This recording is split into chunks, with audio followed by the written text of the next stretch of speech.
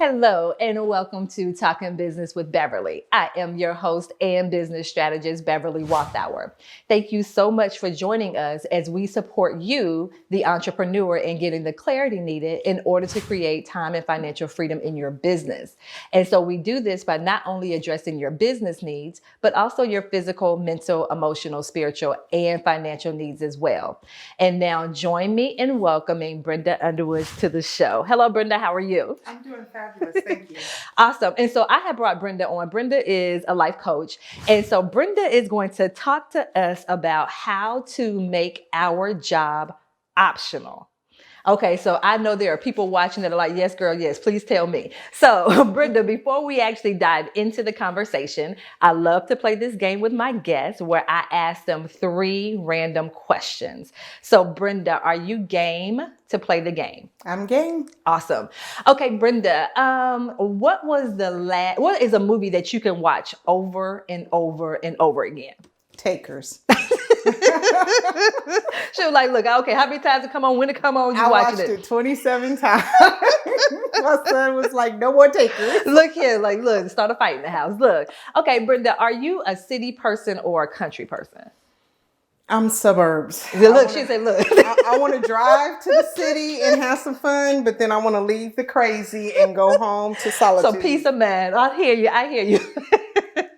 And then, do you prefer the beach or the mountains? Beach. All the way. So get you All some the way. water and you're good to go. Hey, I don't need an alarm clock when I'm in. There you go. Look, let the waves wake me up. Yes. How about that? Yes, I don't need an alarm clock when I'm in Costa Rica. Or there we Bora go. Bora. Oh, that good. See right there. Okay, so let's go ahead and dive on into the conversation because once again, I know people want to know what does it take if I want to make my job optional. So Brenda, tell us a little bit more about what it is that you do as a life coach. Well, I'm a dual certified business life coach. So I went through 2 intensive certifications so that I can not only help people grow and span their business, I also believe that they're interconnected. We like to compartmentalize business and life, but if life is jacked up, business will be jacked up, and vice versa. Say it again. So I have a dual certification to help people put together a workplace exit strategy that's going to help them win.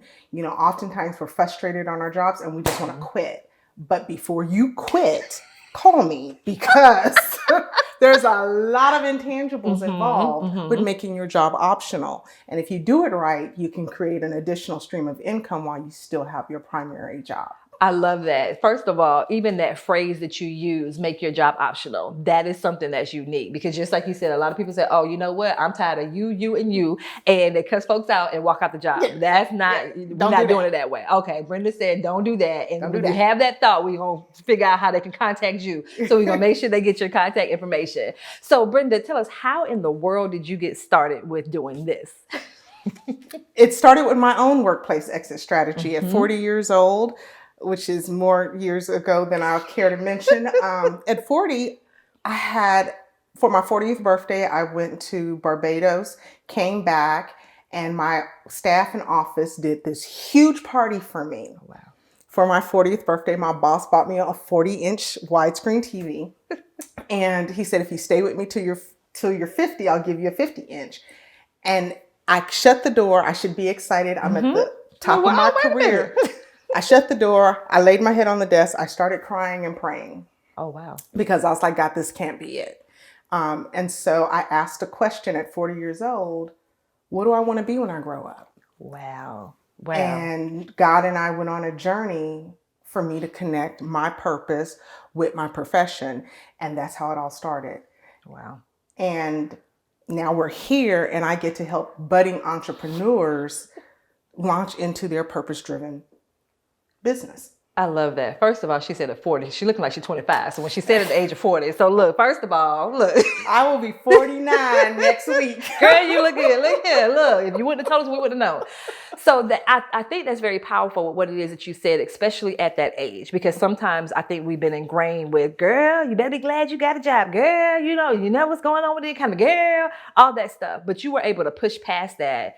Because I'm quite sure there were people, maybe even been yourself, that was in your ear saying, girl, like, did you have people that were saying those things to you? Or did you have a pretty supportive That's one of the beautiful things. I don't have haters There in we my go. circle. I mean, they could be. I just don't know they exist. There we go. Everyone in my circle is supportive. Good. Even my boss at the time Good. asked me years ago, "Why aren't you an entrepreneur?" Mm. And I was like, "Because I don't want to own it. I want to come get my check and go home." But there's a freedom in entrepreneurship that you'll never get as an employee. So I didn't have people saying, "Are you crazy?" at 40 asking, "What do I want to be when I grow up?" I did have people saying, "Girl, are you crazy? Because based on your background, you are at the top of your career. You are helping CEOs create new businesses and new departments. You're at the top of your career game. Why would you dare walk away?" That part. And I was like, because there's a satisfaction in living a life of significance that you're never going to get just working for the dollar. And that's the part right there, because for a lot of people, they hang on because of the money that they're making. If I'm doing $200,000, $300,000 a year, but you're for those people that realize it's more to it than that purpose that you mentioned. So talk to us. What is the mission of your business? My mission is to help people create options in their life that allows them to live a life of significance, a life of contribution, and leave a legacy for their children. I love it.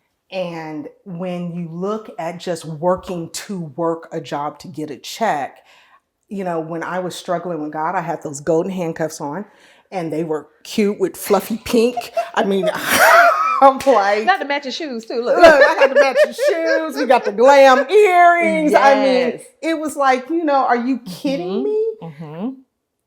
And life coaching, I was like, you don't even have to be certified to be a life coach. Are you kidding me, God? Me and God, I don't know about y'all, but I'm the Christian that argues with God. So I'm like, God, are you kidding me? Did you see my bank account? Did you see my parking spot? You see my corner office? Are you really going to ask me to leave this for that? And all I can hear the Holy Spirit say to me, are the hands of man more secure than the hands of God? Oh, so when you get that little gut punch from God, I'm like, okay. Yeah, that was kind of like, oh, boom. And I said, okay, I guess I asked, what's my purpose? And everything that I've done up till now, I've worked in 11 different industries. Wow. Everything that I've done up to now prepared me for that moment of transition. And that's the part right there, because sometimes we feel like, okay, was that a mistake? I did this over here. Was that a mistake? And you're saying, no, it was not a mistake. It was all a part of the process. It all works together. All part of that process. Oh my gosh, I love that. And so let me ask you this. What were some of the shifts that you had to make internally to release the good job, the parking space, all the perks? What were one or two mindset shifts you had to make in order for you to release that?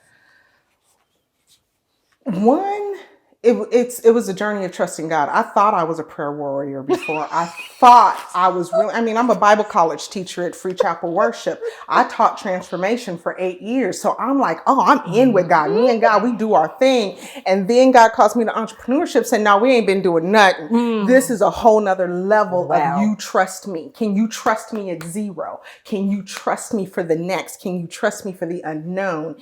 And stepping out in that, I felt like Abraham. Every time I took a step, my faith grew and his promise grew bigger.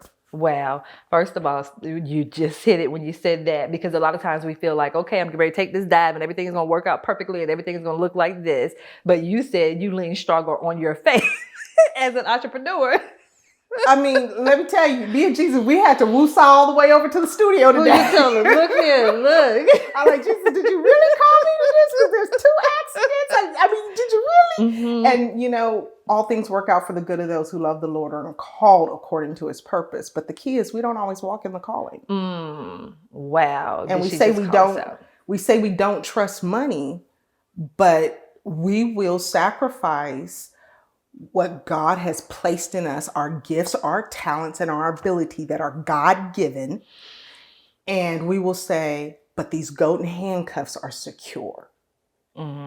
But you can get laid off from a job like that. You can get fired like that. You can fall from favor with a boss like that.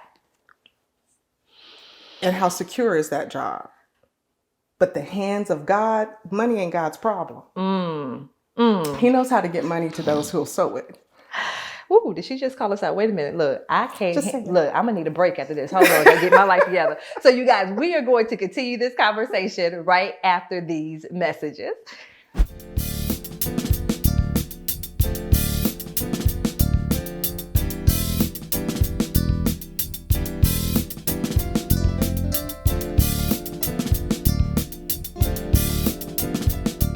Hello, and welcome back to Talking Business with Beverly. And so before the break, we were having, Brenda was stepping on our toes, but we were having this conversation with Brenda and all about just talking about how to make your job optional.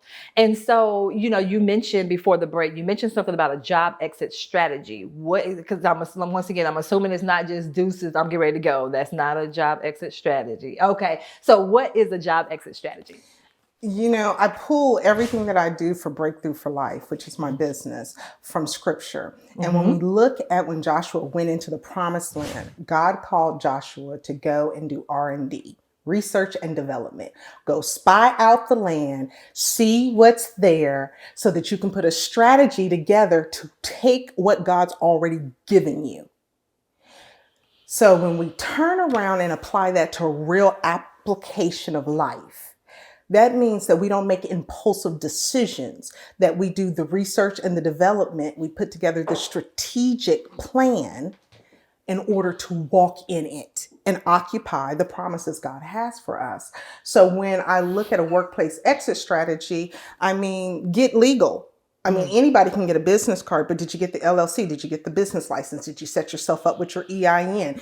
And I've had people get charged an absorbent amount of money to do those three things that I just mentioned, and it only cost about $100 to get your LLC. The EIN is free.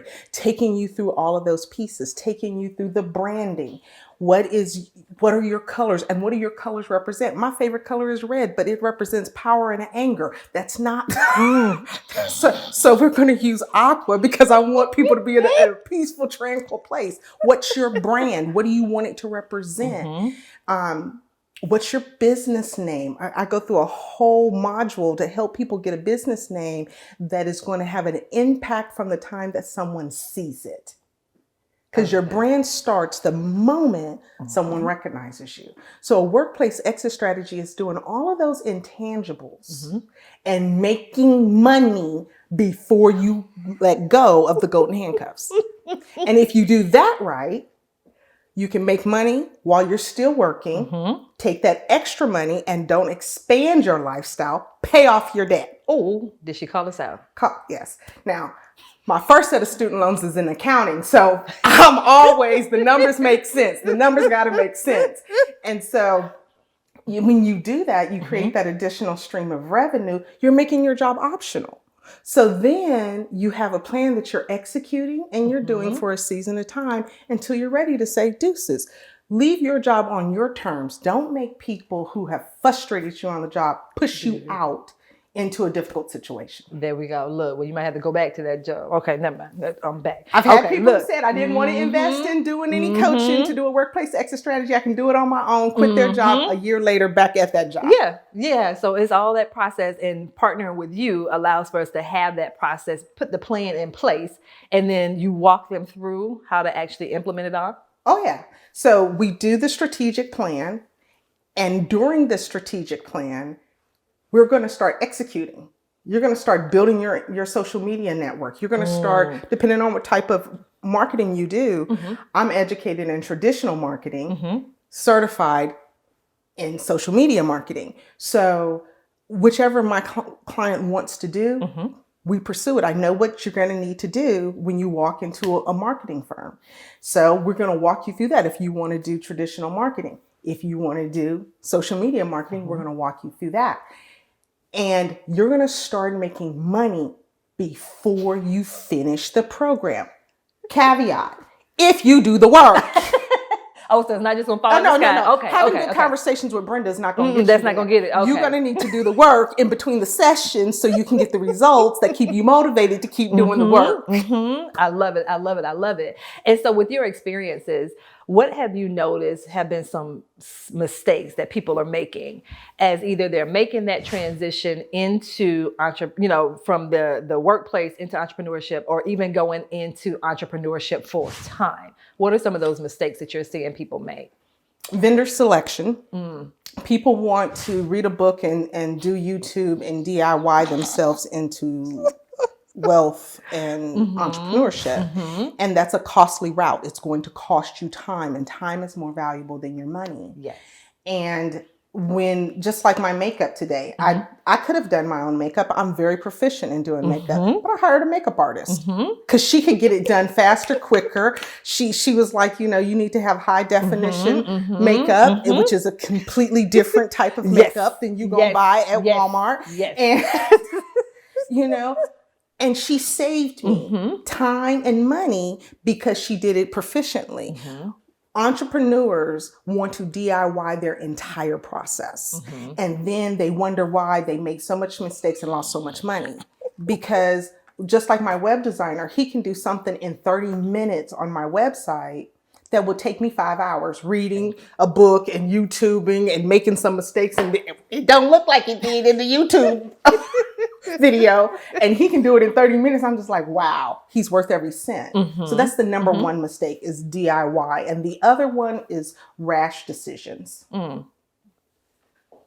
They don't do the R&D to find out what is the best path. But when you hire someone who's done it, who's helped others do it, they can tell you the pitfalls you'll run into instead of you having to learn from the school of hard knocks. Wow, that is perfect. And so for you, what do you notice are some differences between that employee mindset and that entrepreneur mindset? One, employees are paid for time. Entrepreneurs are paid for results. Yes.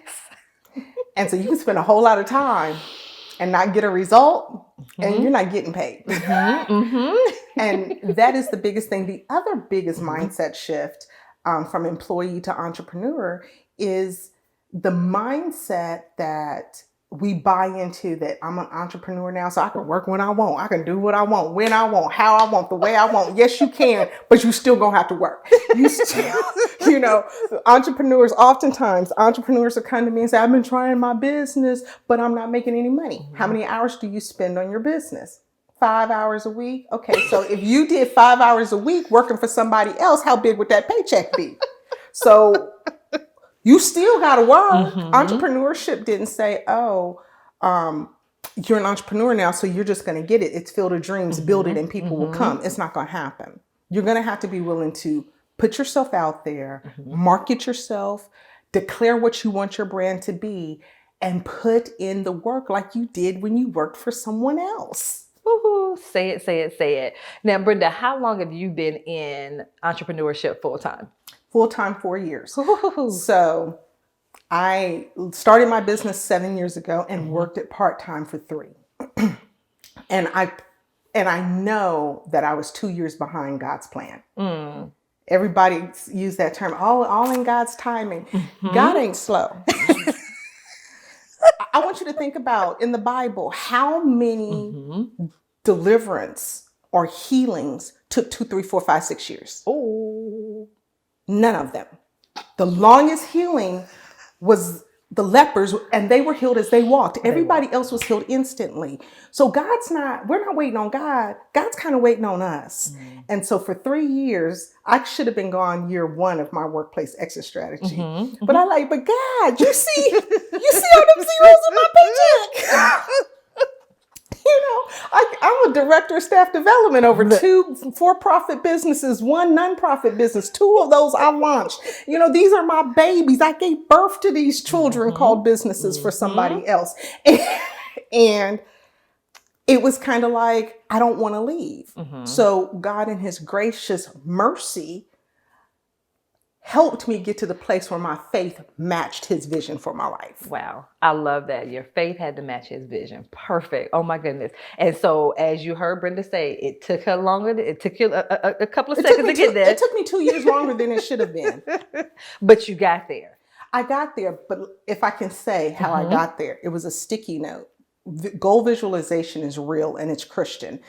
Habakkuk 2:2 says, write the vision, make it plain so that you can run after it. Though it tarries, it will come to pass. So when you begin to look at how I transitioned out, I looked at the sticky note and I said, okay, God, you want me to leave corporate.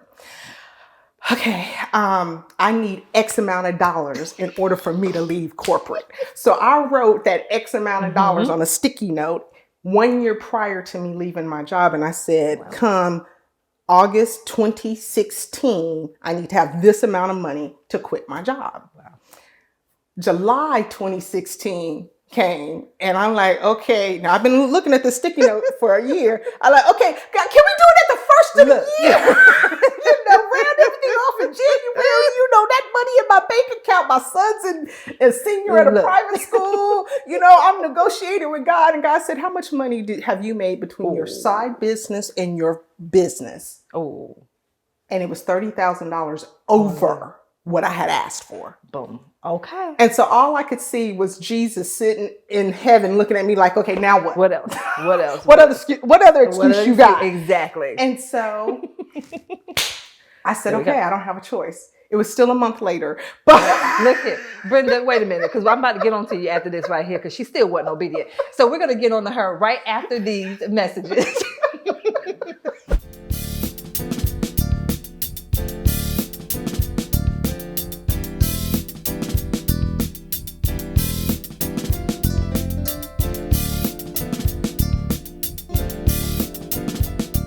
Hello, and welcome back to Talking Business with Beverly. And so before the break, we were speaking with Brenda about her journey to transition from her corporate job into entrepreneurship. And so, I was messing with you, Brenda, but, it can be a struggle to release. So for you, was it the money that you were hesitant to release, or was it the comfort? Like, what was it really that was causing you just to still hang on to that piece? As a single parent whose parents are dead, and I have no family that I'm close to here in Georgia, I'm from Los Angeles, your paycheck becomes your security as a single parent. And the knowing it's going to come at its time frame can be very comforting, but it's a false security. And it took me letting go of that paycheck. And that's what it was. It wasn't the status, as long as you pay me, you can call me the janitor. I don't care. As long as I can feed my son, keep him in private school, I was good. But it was that paycheck. Like, God, are you really going to send me the clients? Am I really got this marketing down? And God's like, you've been doing marketing since you was 19. Yeah, you got the marketing down. Wow. Wow. So that was the struggle, letting go of the known paycheck with a fixed amount to the unknown paycheck with no fixed amount. So it could be higher or could be lower. That was the hard part. Wow. And I love how you talked about kind of like your tug of war to transition into entrepreneurship. Now, I'm assuming, now that you're in entrepreneurship full time, everything is a bed of roses, everything is cool, everything works out exactly the way that it's planned, right? You have headaches on the job, you're going to have headaches in entrepreneurship. I lost 30 grand in wrong vendor selection my first year. When I tell you heart palpitations as that saving count start going, and I'm like, God, did you really tell me? Did you really say that? I'm not sure. And God, that's where God taught me, can you trust me at zero? Oh, Jesus, you said zero, huh? He said, because right now you're trusting that savings account and that 401k and that trading account that you have. Can you trust me at zero? Wow. And take plan B, go back to corporate off the table so you can give all your effort to plan A. And I said, yes. And I am so thankful. 4 years later, let me tell you, who knew a pandemic was going to happen? Who knew the changes that was going to happen? And I've had a better year during a pandemic than I had any of my previous years in business. Wow. Wow. And let me ask you this. Some of the same things that you kind of went back and forth with God with, the things that you went back and forth with yourself with, do you notice that with the people that you serve? Absolutely. Absolutely. Those whole golden handcuffs, that's why they call them golden handcuffs. And, if you're making six figures, that's hard to walk away from. Those jobs ain't just dropping like cherries out of the sky. And so, when you leave corporate, that's a scary thing. And so, yes, my clients struggle with that. And I see them wanting to do the same things I did. And Therefore, I put in my program areas where we can help break through those barriers, those mental blocks, that fear of the unknown, fear of rejection, fear of inadequacy, to build the confidence to be a courageous entrepreneur. I love that. So it doesn't necessarily go away, the fears. It's just about how I respond to it when it pops up. Absolutely. I teach my clients in every program I have how to face off with fear. Fear is simply a signal charge, because fear is a liar. So you need to get happy when fear show up and say, you ain't gonna make that business work. You need to be saying, yes, I'm gonna make this business work. Because if fear's saying it's not gonna work, it means it is gonna work. And that's what we don't understand. Oh, hold on, wait. Okay. So Brenda, that doesn't mean that God is telling me not to do it. That's what I'm hearing you say. Because I'm like, well, it didn't, Brenda, I tried to launch this and it didn't work. So maybe this is God telling me. No, if God ain't fickle. He ain't like people. He don't change his mind. What he said the first time, he meant the first time. But can you trust him in that? God often is going to place the greatest blessings in obscure places. Wow.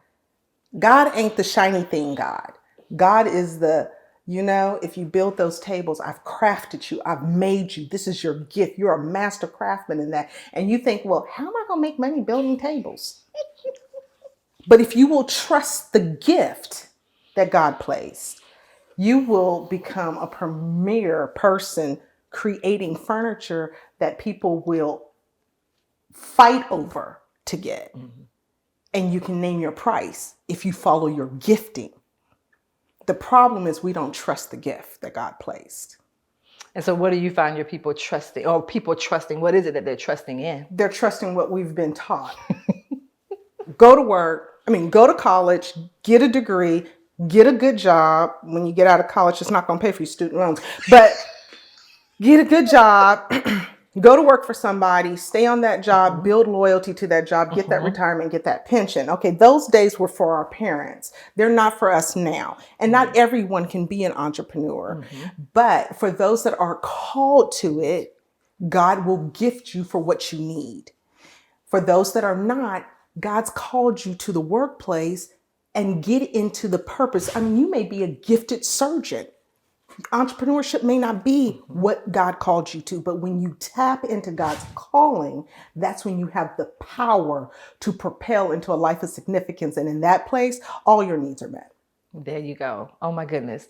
And so tell us, Brenda, if there's someone that is watching, what would be one thing that you would say to them if they're, kind of debating back and forth about this transition from corporate or, from their career into entrepreneurship? What would be one little tip that you would give them to help them with that transition? Get clear on your what and your why. What do you want to do? Because you cannot birth, and I hate using the word cannot.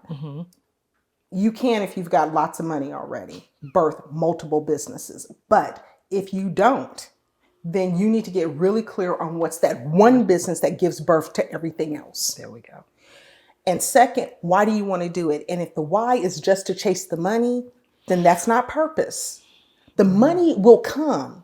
It's a container that only shows how much of an impact you have with people.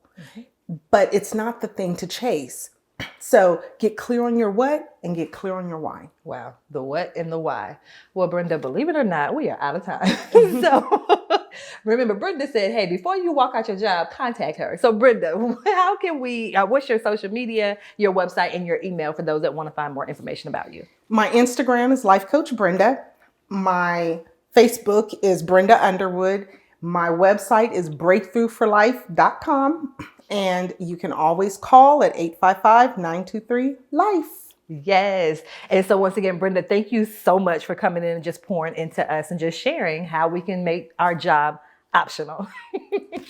Thank you for having me, Deb. You're welcome. And I also want to thank you, the viewers, for joining us as well. And remember, as entrepreneurs, we must address our business, mental, physical, emotional, spiritual, and financial needs if we want to create time and financial freedom. Until next time, take care. Bye-bye.